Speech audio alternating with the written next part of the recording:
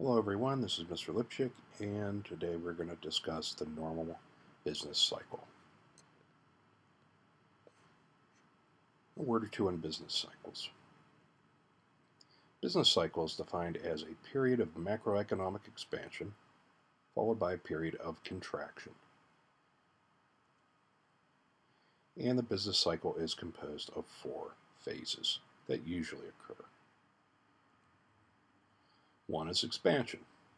This is a period of economic growth as measured by a rise of real GDP. And this is really defined as the good times. More products are being produced, there's more employment, and the economy is growing. And then there's the peak. And this is the height of the economic expansion when real GDP stops rising. Basically, GDP levels off at this point. Then after the peak, there is a period of contraction, which is a period of economic decline marked by falling real GDP. So the real output begins to shrink, resulting in unemployment and other economic problems. And 4, there is the trough. And this is the lowest point in an economic contraction. And this is where the negative phase of the economy bottoms out. And after the trough, you will go into an expansionary period again.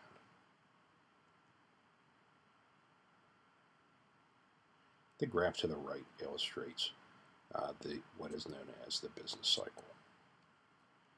Historically, growing economies have experienced a downturn, eventually followed by more growth. A recession is defined as a situation in which real GDP falls for 6 straight months. If this happens, the economy is in recession. Unemployment is usually between 6 and 10% during a recession. And a depression is defined as a long and severe recession with high unemployment and low factory output. And periodically, but not usually, there is a period of stagflation. And this is a decline in real GDP combined with a rise in price levels. Usually when GDP drops, you don't have inflation. But when you have stagflation, that is exactly what's going on. You have both inflation and a drop in GDP.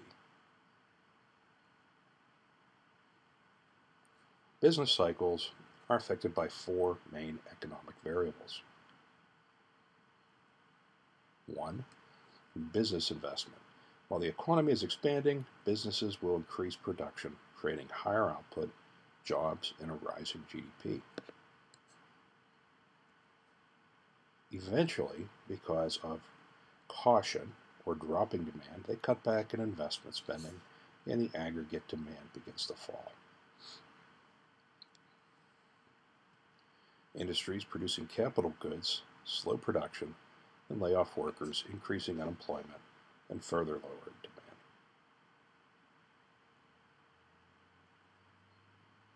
Interest rates and credit. When interest rates are low, companies borrow money for new investments, often creating jobs. When they are high, investment declines along with job growth. Consumer expectation. When consumer confidence falls, the economy begins to contract as people spend less. As consumer confidence grows, the opposite happens.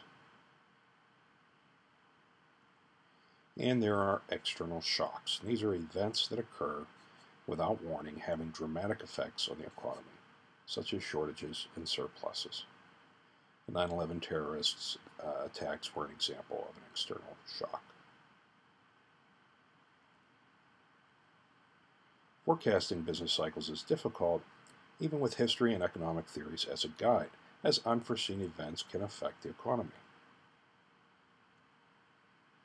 Leading indicators are key economic variables that economists use to predict a new phase of the business cycle. And these include measures such as interest rates and the stock market, as well as consumer spending.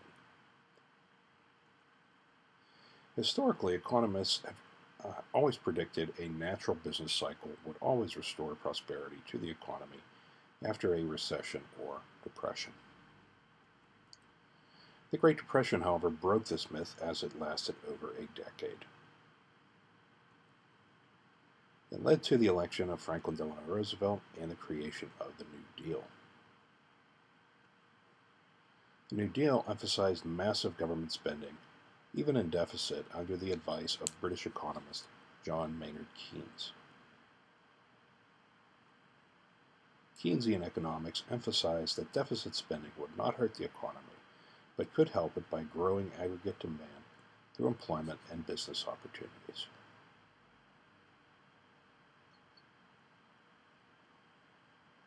The onset of the Second World War and the high demand for military goods brought about an end to the Great Depression.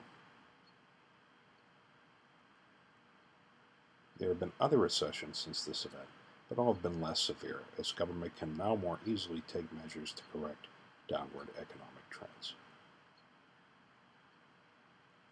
That concludes our discussion on business cycles. Thank you for viewing, and I look forward to seeing you in the live lesson.